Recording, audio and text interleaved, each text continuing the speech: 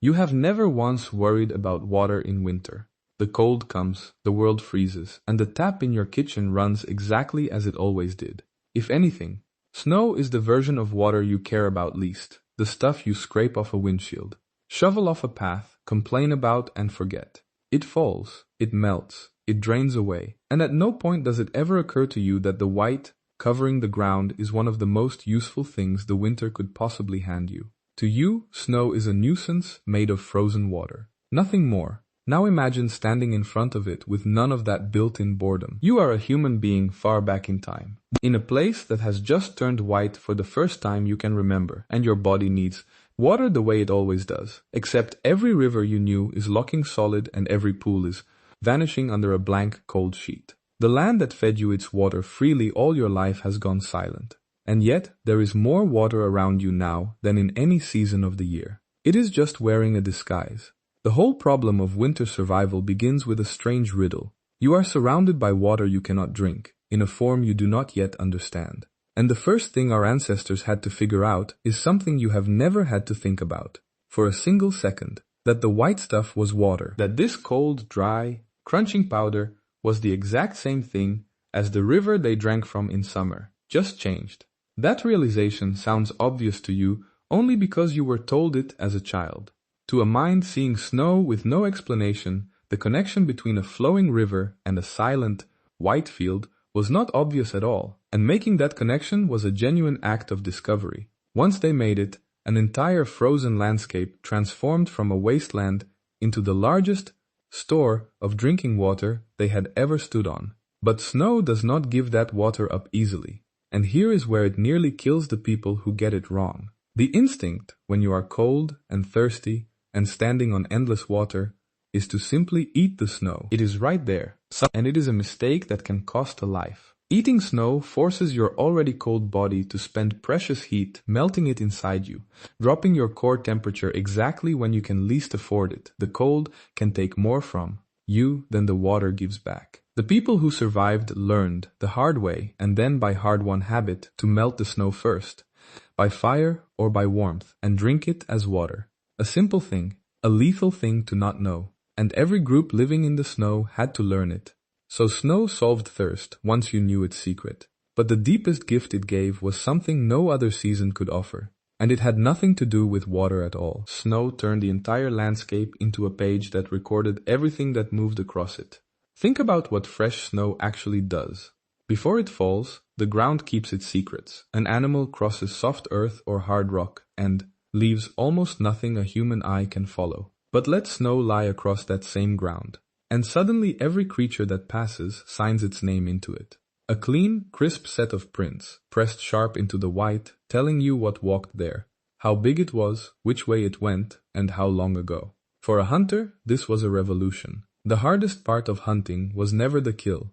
It was the finding, locating prey across a vast landscape that hid it. Snow stripped that landscape bare. It made the invisible visible. The animals that were so hard to track in the green months left a glowing trail behind them in the tame, white ones. And the human who could read those tracks suddenly held an advantage the warm wait seasons never gave. But this is the great reversal of winter, and it is the opposite of what we assume. We picture the snow as the hunter's enemy, hiding the food and starving the people. In truth, for a skilled group, snow could make hunting easier than at any other time of year. The prey could not hide its movements. Its tracks betrayed it, and a large animal trying to flee through deep snow tires fast, sinks, slows, while a human on the right footing can keep going. The snow that buried the plants also exposed the prey, and in doing so, it could turn the hungriest looking season into one of the most reliable times to find meat.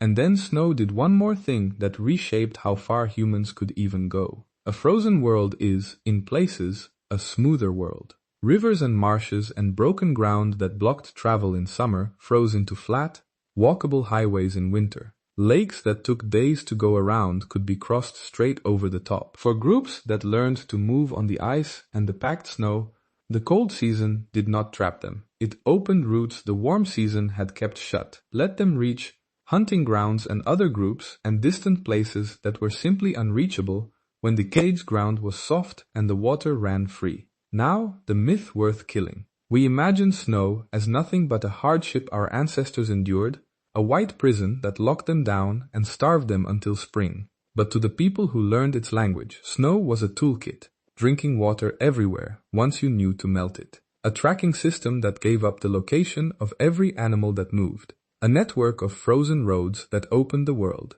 Snow was not the thing they survived. It was, for the prepared, the thing that helped them survive everything else. But none of those gifts came free. Each one had to be paid for in knowledge, and that knowledge is the real story of how humans conquered the snow. Knowing that the white field was drinkable water, knowing not to eat it cold, knowing how to read a print sharp enough to tell a meal from a predator, and fresh enough to be worth following. Knowing which frozen surface would hold your weight and which thin white skin over dark water would swallow you whole. Every one of these was a lesson written in lives, learned by someone, paid for by someone, remembered and passed down. Snow did not reward strength. It rewarded the group that had accumulated the most knowing about it, and could hand that knowing to its children before the children had to learn it the fatal way. And that is the quiet thing snow built in us.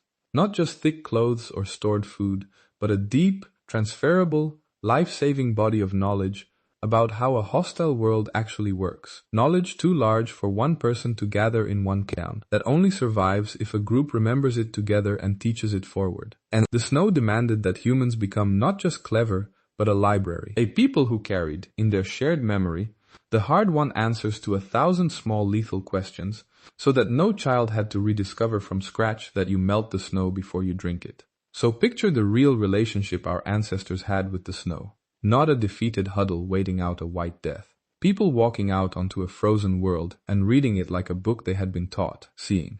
Drinking water in the drifts, seeing the morning's prey written plainly in the tracks, seeing a frozen river as an open road to somewhere they could not otherwise reach. A landscape that looked, to an untrained eye, like nothing but cold and emptiness, and that to them was full of water, full of food, full of paths. The difference between those two landscapes was not the snow.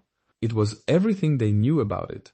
So the next time the snow falls, and you feel only the small flicker of inconvenience, the path to clear, the windshield to scrape, notice how much you are no longer required to understand. You will not have to recognize the snow as your water, or melt it before it cools you to the bone, or read the tracks for tomorrow's meal, or test the ice for the road home. The knowledge that kept your ancestors alive in the white has been made so unnecessary that it has almost entirely left us. That forgetting is the inheritance, earned by countless generations who could not afford to forget a single lesson the snow taught them. Somewhere very far back, a human stood on a frozen world that seemed to offer nothing, and slowly learned to see everything it was secretly holding, the water, the trail, the road. And in learning to read the snow, they learned that survival was never really about strength. It was about what you knew and what you remembered to pass on.